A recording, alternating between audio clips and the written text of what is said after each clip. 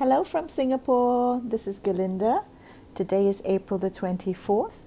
We have entered day 18th of the circuit breaker period. I was in the lobby this morning to request some of my emails to be printed out. And on my way back to the room, I found myself in the same lift as one of the guys working at the concierge of this hotel. He casually asked me whether I have ordered my lunch. During the circuit breaker period, all my food, lunch and dinner, are all delivered to the hotel, to the concierge. So every day I go down twice a day to pick up my food. And in my response, I told him, well, not yet, because I haven't decided what to eat. And I've been craving for a dish called mee siam, and that I have not been able to find a delivery service that delivers mee siam. 30-40 minutes later, I received a phone call to my room, and it was Razak, the guy whom I shared the lift with. And he told me on the phone that he's bought my lunch. I'm so overwhelmed and I'm so surprised of this form of kindness for him going out of his way to find this dish for me. I mean, I'm just one of many hundreds of guests in this hotel at the moment. And the most unbelievable gesture was that he didn't even wanted me to reimburse what he spent on my lunch. The other staff members at the front desk explained to me that today is the first day of Ramadan, and he, as a Muslim, is doing a good deed. I'm just so touched that I was left speechless. In all our professional lives, how often do we tell ourselves that we have gone an extra mile? But when have we really gone an extra mile and not expected anything back?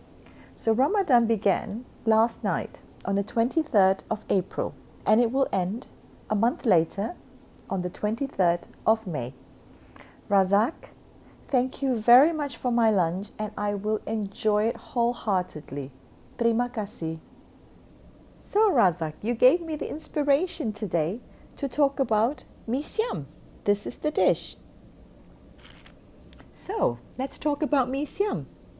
Mee siam is a very popular one-dish meal in Singapore and in Malaysia, and often enjoyed during Ramadan. Mee siam is made by stir-frying rice vermicelli, rice noodle, with some chili paste. Prawns and bean sprouts are also added to the rice vermicelli. It is then served with a sweet and sour gravy, which is slightly spicy, and then finally topped with boiled eggs and fried tofu. And fried tofu. And not to forget, there's always a calamansi in there that you need to squeeze it and put it on top. Mee siam is believed to have its origin from Thailand. So this is what I'm going to do now. This is the calamansi, and I'll squeeze it over it. Oh, smells delicious. Put it aside, and then I'll take the seeds out. There we go. Oh, I'm drooling. What about you? Do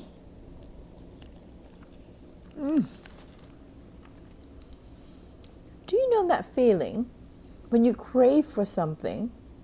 And I've been craving for this for 42 days since I arrived in Singapore.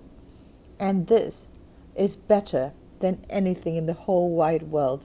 Thank you, Razak. Thank you very much. Happy Ramadan. Let me share with you today a poem that was written by an author in KL, in Kuala Lumpur, and he or she does not want to be named. This piece of information was shared with me by a friend. We are not in the same boat. I heard that we are in the same boat, but it's not like that. We are in the same storm, but not in the same boat. Your ship can be shipwrecked and mine might not be, or vice versa. For some, quarantine is optional, moment of reflection, of reconnection, easy in flip-flops with a whiskey or a tea. For others, this is a desperate crisis. For others, it is facing loneliness. For some, peace, rest time, vacation. Yet for others, torture. How am I going to pay my bills? Some were concerned about a brand of chocolates for Easter. This year, there will be no rich chocolates.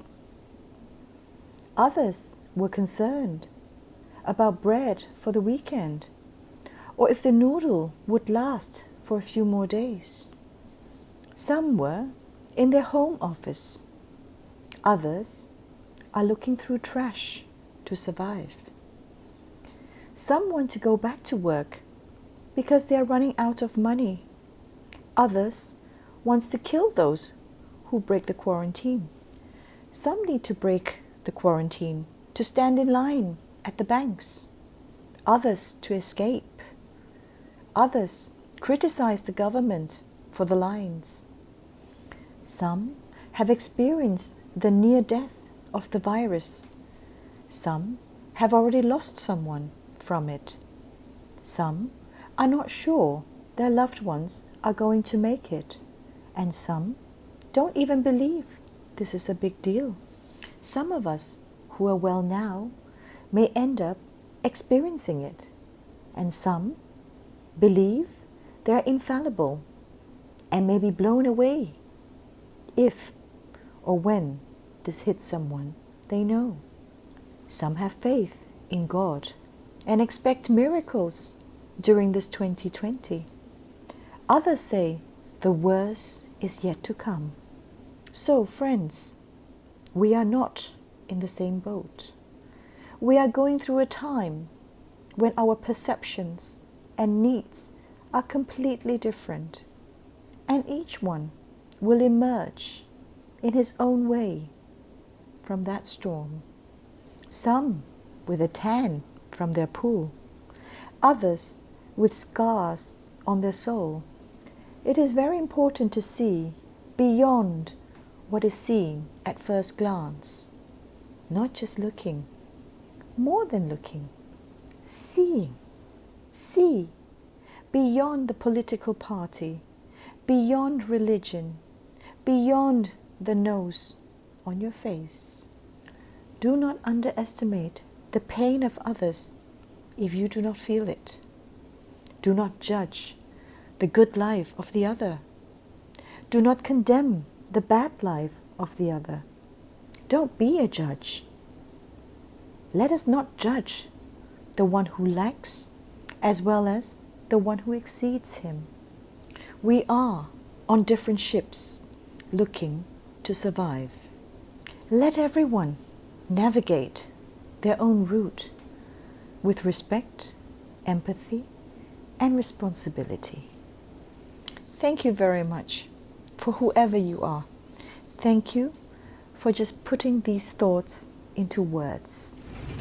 The city needs some serious cleansing. Wash all the viruses away.